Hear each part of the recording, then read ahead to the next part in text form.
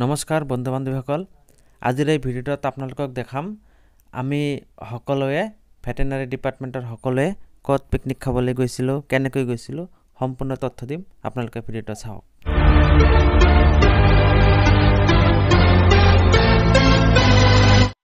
তো আমি প্ৰথমে চিতল মাছ আৰু কাতল মাছ কিনি ল'লোঁ। তাৰপিছত যোৱাকালি সন্ধিয়া বজাৰ কৰিছোঁ, ছাগলী কিনিছোঁ। এই গোটেইকেইটা সামগ্ৰী আমি লগত লৈ গাড়ীত উঠাই আছোঁ আৰু মিউজিক ছিষ্টেমো গাড়ীত উঠাই আছোঁ। এইবিলাক উঠোৱাৰ পিছত আমাৰ যাত্ৰা আৰম্ভ হ'ল দক্ষিণ শালমাৰা মানকাছাৰ জিলাৰ সোণাপুৰৰ পৰা। নাচনী ইমান ধুনীয়া ৰিহা মেখেলা ৰঙা চোলা তোমাৰ গাত, নাচনী ইমান ধুনীয়া ৰিহা মেখেলা ৰঙা চোলা তোমাৰ গাত, এনে ধুনীয়া তোমাৰ নাচ দেখিলে নাচনী চেতনা ঐ নাথাকে, চেতনা ঐ নাথাকে গাত। এতিয়া আমাৰ ছাৰে এটা এনাউন্সমেণ্ট কৰিব, আপোনালোকে মন দি শুনক।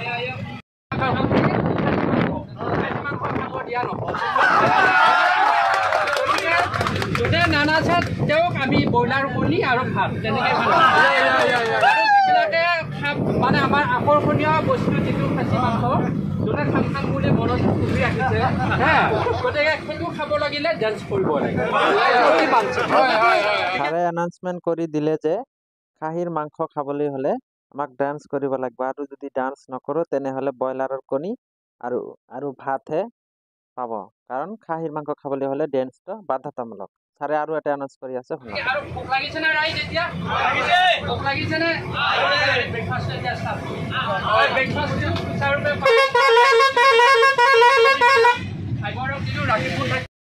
ব্ৰেকফাষ্ট কৰাৰ দায়িত্বটো মোক দিলে, গতিকে মই ৰাকিবুল ইছলাম চৌধুৰী আৰু আমিনুল ইছলামে ব্ৰেকফাষ্ট বিতৰণ কৰি আছোঁ, আৰু গাড়ী গৈয়ে আছে কাৰণ সময় যথেষ্ট কম। এনেকৈ ইউটাৰ্ণ গৈ আমি আমাৰ বনভোজস্থলী পাই গ'লোঁ, চেল্লা বনভোজস্থলী তুৰাৰ কাষত। তাৰপিছত আমি সম্বৰ্ধনা পৰ্ব আগবঢ়াই লৈ আছোঁ। প্ৰতিটো পিকনিকতে প্ৰতি বছৰে আমি এনেদৰে সম্বৰ্ধনা পৰ্ব শেষ কৰাৰ পিছতহে আমাৰ কাৰ্যসূচী আৰম্ভ কৰোঁ। তাৰপিছত আমি সকলোৱে মিলি এটা ফটো উঠিলোঁ। তো আমি এতিয়া ইয়াত মানে ছাগলী কাটি আছোঁ, খোৱাৰ কাৰণে আমাৰ শামছুল আলম আৰু মুৰ্ছিদুল ভাইয়ে কাটি আছে। এতিয়া আমি চব্জি ৰেডি কৰি ল'লোঁ। চব্জি ৰেডি কৰি লোৱাৰ পিছত এতিয়া অলপ ডান্স কৰিম।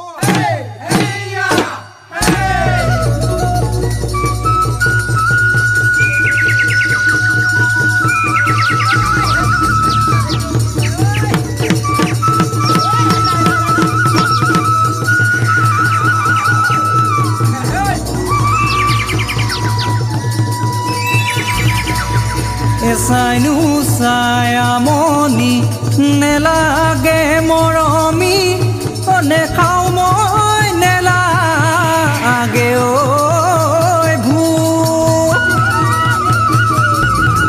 ঐ তোমাৰে নিচিনা সুবৰ্ণ হৰিণী, ঐ কোনে আনি দিব পেলগা ফলছ, কিন্তু তাতে ঠাইৰ অভাৱ। এইটো তুৰাৰ কাষত হয়, মেঘালয়ৰ ৱেষ্ট গাৰো হিল ডিষ্ট্ৰিক্টত পৰে। তো এতিয়া তাৰ ওচৰতে এটা ঠাই আছে চেল্লা বুলি, তাতে আমি ফুৰিবলৈ আহিছোঁ। আমাৰ all veterinary team from south Salmara Mankachar district, আমি চবেই মানে আহিছোঁ ইয়াতে আজি। পুৰা এনজয় কৰিম। আপোনালোকে দেখিবলৈ পাইছে একদম ধুনীয়া। আমাৰ জ্যেষ্ঠ নাগৰিক মানে আমাৰ গোপাল মিত্ৰৰ বছ আৰু ছেকেণ্ড বছ চবেই আমি ইয়াতে আছোঁ, আৰু চব আছে মানে পুৰা এনজয় কৰিলোঁ। আজি খাহী আনিলোঁ, খাহী কাটিলোঁ, খালোঁ, এতিয়া আৰু খাম। গতিকে আপোনালোকক দেখাই আছোঁ ভিউটো একদম ধুনীয়া ভিউ। মোবাইলটো অলপ ঘূৰাই দিয়া ইফালে, একদম বঢ়িয়া। মানে এইটো এটা পইণ্ট হয়, ইফালৰ পৰা এটা নদী আহিছে, ইফালৰ পৰা আহিছে, আহি একেলগে মানে লগ হৈছে। বহুত ধুনীয়া জেগা, আপোনালোকে চাওক ভিডিঅ'টোত।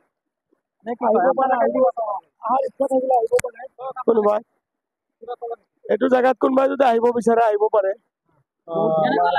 বহুত ভাল লাগিছে। এতিয়া আমি অলপ পানীত নামিম, যিহেতু আমি অসমৰ মানুহ, গতিকে আমাৰ স্বাভিমান গামোচাখন লগত লৈয়ে থাকোঁ সদায়।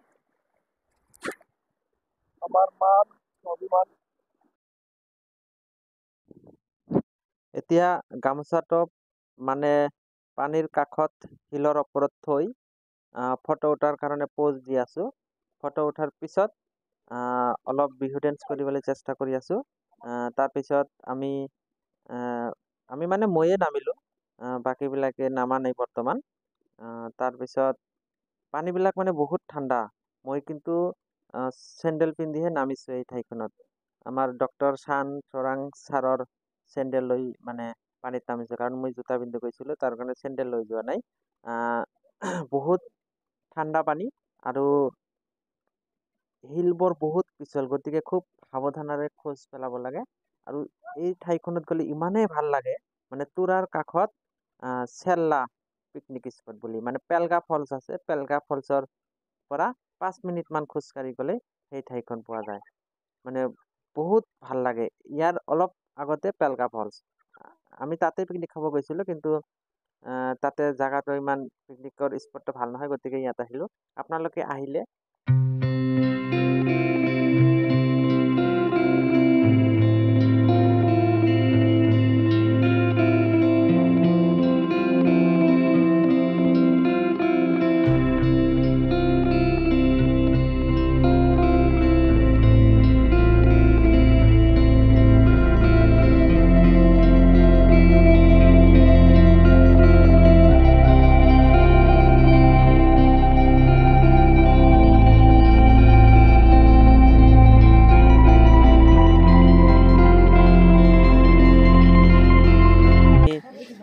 অটো আনিছোঁ।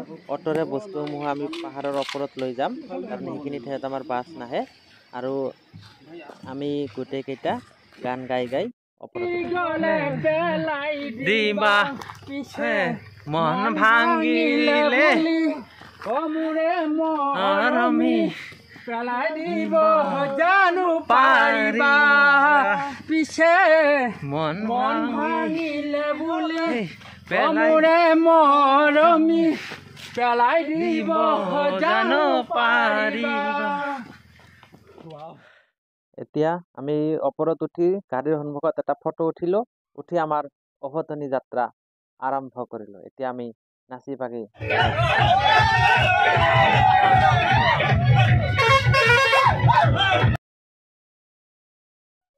ভিডিঅ'টো কেনেকুৱা লাগিল আপোনালোকে জনাব কমেণ্টত, আৰু ভিডিঅ'টোত এটা লাইক কৰিব, চেনেলটো ছাবস্ক্ৰাইব কৰিব, আৰু এই ঠাইখনত পিকনিক খাবলৈ যাব যদি সুযোগ পায়। বহুত ধুনীয়া ঠাই আৰু বহুত ভাল লাগিব ঠাইখনত গ'লে। ধন্যবাদ।